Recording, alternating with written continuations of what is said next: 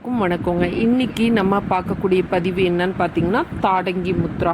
இந்த முத்ராஸ் எப்படி பண்ணணும் அப்படின்னா, உங்களோட 2 கால்களையும் நேராக நீட்டிக்குங்க. ஒரு தரையில் விரிப்பை விரித்து போட்டு 2 கால்களையும் நேராக நீட்டி உங்களோட நடுவிரலையும் ஆள்காட்டி விரலையும், அதாவது கால் கட்டை விரலில் பிடிச்சிக்கிட்டு உங்களோட கை கட்டை விரலால் கால் கட்டை விரலில் அழுத்திக்கிட்டு நேராக உட்காரணும்.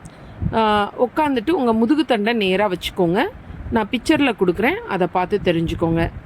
மெதுவாக அப்படியே குனிங்க. உங்களோட அடி வயிற்று பகுதி பார்த்திங்கன்னா உங்களோட தொடையில் மோதுற மாதிரி மெதுவாக குனிஞ்சிட்டு நார்மல் ப்ரீத்திங் பண்ணுங்கள். இப்படி பண்ணுறதுனால என்ன நன்மை அப்படின்னு கேட்டிங்கன்னா, செரிமான பிரச்சனை உங்களுக்கு இருந்துச்சு அப்படின்னா அந்த செரிமான பிரச்சனை சரியாயிடும். உங்களோட அடி வயிற்று பகுதிகளினுடைய தசைகள் படிப்படியாக குறைய ஆரம்பிச்சிடும்.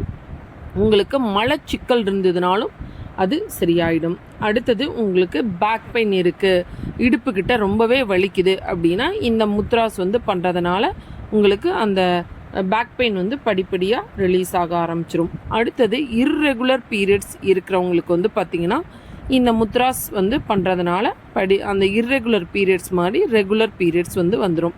இந்த முத்ராஸ் பார்த்திங்கன்னா காலையில் வெறும் வயிற்றில் பண்ணுறது ரொம்பவே நல்லது. 10 to 15 நிமிடம் பண்ணுறது ரொம்பவே நல்லதுங்க. இந்த பதிவு உங்களுக்கு பிடிச்சிருக்கு அப்படின்னா லைக் பண்ணுங்கள், ஷேர் பண்ணுங்கள், சப்ஸ்கிரைப் பண்ணுங்கள். தேங்க்யூ.